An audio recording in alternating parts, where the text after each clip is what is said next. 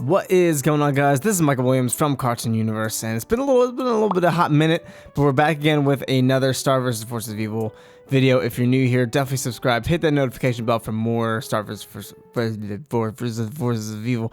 God, that name does not roll off the tongue. Star videos coming up soon. The series is almost over, and there's, I'm sure, plenty to talk about coming up. But I want to talk about something we've been talking about for quite a while, and that is Mariposa. Sorry, I said Mariposa in the last video that I was talking about her. My bad. I'm an uncultured, dirty American. I apologize for that. But essentially, we kind of knew about Mariposa's existence for a while. There was an episode description stating Mariposa and Meteora were going to end up in Heckapoo's dimension. And it's about a week or two ago already, so we already had an idea that Marco Jr. might actually be a girl. And we theorized here on the channel a little while back that Marco Jr., quote unquote, would actually turn out to be some sort of superpowered magical Mewman. So this ties into the whole theory that Marco is related to Mewmans, because we theorized that Skywind sent a bunch of Mewmans into Earth, specifically if you read the Book of Spells, and Marco is likely a descendant of one of these Mewmans. There's been a lot of different hints throughout the series. Marco is even called a Mewman in this season, and now we have the reversal of Marco Jr. being a girl. Now on paper, there's no real reason for them to have done this. It's really not a twist that has any impact. It, in theory, shouldn't affect anything at all.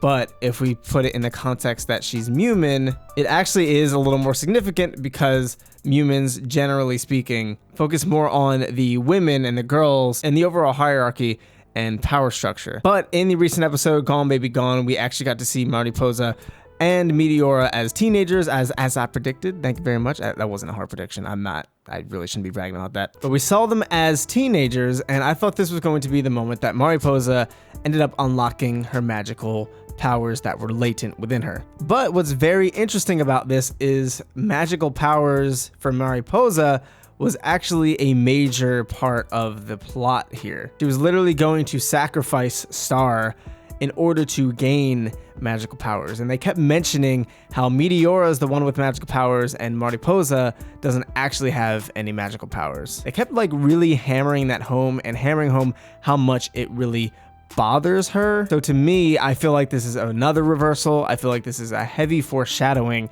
that Mariposa will actually end up with magical powers, since they put so much emphasis on Mariposa wanting magical powers and trying to obtain magical powers. Now, what role will this play in the greater arc of the season and overall the series? Not really sure yet. It's possible that Mariposa and Meteora both serve as some sort of key to defeating Mita Loveberry and her army. But based on the episode titles and descriptions that we know so far, it doesn't seem like they're really squeezing them in as far as we know yet. But usually the early descriptions and titles are purposely vague so we don't piece too much together. So I feel like whatever ends up happening, they're probably going to end up playing some sort of role in the battle against Mina. But I really love what they did with Mariposa and Meteora. I really enjoyed their relationship, and I'm kind of sad they're babies now, because I like them as teenagers having this kind of close bond. It's such a weird duo of people. I really love it. But either way, the next few episodes sound like they're going to be completely insane, and I cannot wait to talk about them more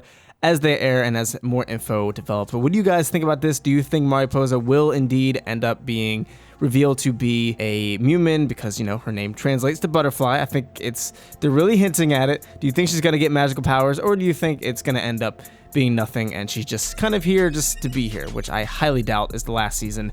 She's gotta mean something, I'm sure. But if you don't think she is significant in any way, why do you think that, and what do you think is gonna end up happening to her? Definitely let us know in the comments down below. If you're new here, be sure to subscribe, hit that notification bell for more Star vs. the Forces of Evil, nailed it, content, and more cartoon goodness. And if you enjoyed this video, be sure to leave it a like. Thank you guys so much for tuning in. I've been Michael Williams, you've been watching Cartoon Universe, and we'll see you in the next video. Peace.